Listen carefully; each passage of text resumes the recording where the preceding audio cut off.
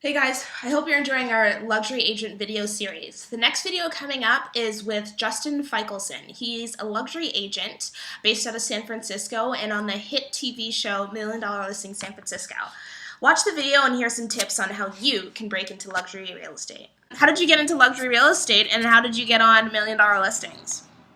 I'm born and raised in San Francisco. I always had an interest in architecture and design, and always loved residential real estate. Growing up in San Francisco, you have some of the most unique residential real estate in the country, with Victorians, Edwardians, and so I really was surrounded by it. I grew up in a Victorian, also a natural networker and people person, so it was the perfect fit for me.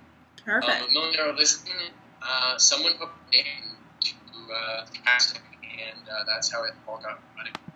Really? So it was just a matter of putting your name in and then you were on a TV show? Well, someone was approached and they put my name in. It's a very long process. Right. Months. Yeah. Cool. So what's been the most extravagant home that you've shown and that you've sold? Well, I've shown one home in Tehran for $47 million once. It was actually listed higher at the time, but it just sold for $47 million in the last year. Wow. It's a great place. Beautiful views of the bay and the city, just really, really nice. Felt like you were in Europe. And then the most extravagant house I've been in, definitely on Billionaire's Row on the end of Broadway in San Francisco. There's just some incredible homes there that are huge. The best views in the city. It's the most exclusive block in the city. I would say homes start at $25 million for a starter. Wow.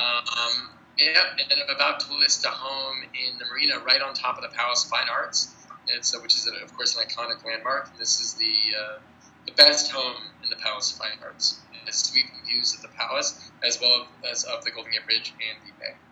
So, just real quick, what does a $47 million home entail? Does that have bowling alleys and shark tanks and all this other stuff, or is it pretty much just run of the mill?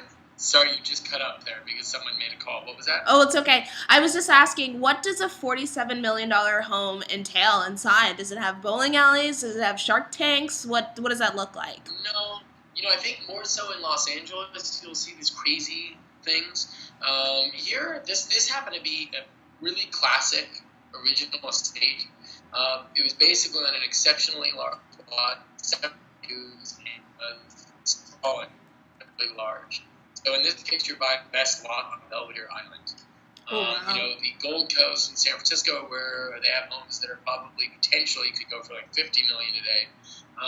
You're not going to necessarily see a bowling alley, but you'll see just beautiful detail. The renovations are, of course, multi-million-dollar renovations, huge homes. These are really classy properties. So they might have a bowling alley. Probably less likely to have that. Yeah. So to get the clients in for these kind of homes, do you like host open houses? Or you kind of is everything a launch? Is it an event? How elaborate is it? Well, when you do ultra luxury listings, you don't have open houses open to the public. You Right. might have an open house for the top brokers in San Francisco, for example, or the top agents in the Bay Area, and then it would be by appointment, qualified brokers. If you have, for example, open house on a Sunday for a $20 million house, you're likely that you're going to get a lot of people just simply in the market to look, Right. who are definitely cannot afford the home. So that wouldn't be the best use. It's very different than marketing $1 million property. Right. So what are some tips that you may have for agents looking to get into luxury? Because, I mean, the commissions are high. They could be making a lot of money, but it is tough to break into it. So what are some tips that you have? Well, I think, ultimately to break into ultra-luxury real estate, it comes down more or less to network. You're going to get a lot of real estate. The real estate you're going to attract is going to be out of your network and who you're hanging out with. So if you luxury, network with people who either own luxury real estate or network with, there's two routes, either knowing people who own a lot of luxury real estate or two, being very networked with trust and estate attorneys, for example, or banks, private lenders. Oftentimes, high net worth banks will refer you. Trust estate attorneys can refer you. Or more so for me, it comes down to my personal network and referrals. Awesome. One last thing. Are there any other ways to break into luxury real estate? Is something like co-listing a way that an agent can kind of break into the market and leverage a listing with someone that is more established? Yes, I would say even if you already have the contact, if you haven't really listed a lot of luxury real estate, it's best to choose an agent who has and co-list that with them. Because ultimately, if you don't do a good job, you're not going to get referrals from that, and your reputation will go down the tubes.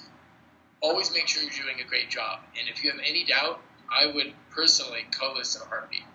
If you don't feel like this neighborhood, for example, or this area, I mean, I have a listing coming up in the next year for like 10 million in Marin, and I haven't listed as many high-end houses there at that price point in Marin, and Marin is a very local market. By choice, I'm going to be co-listing with a friend, and I know that she's going to end up throwing me business in the end in San Francisco because that's not her market as much. So Right. in the long run, not only will the listing and my clients be for sure taken care of, but it will come back to me in referral.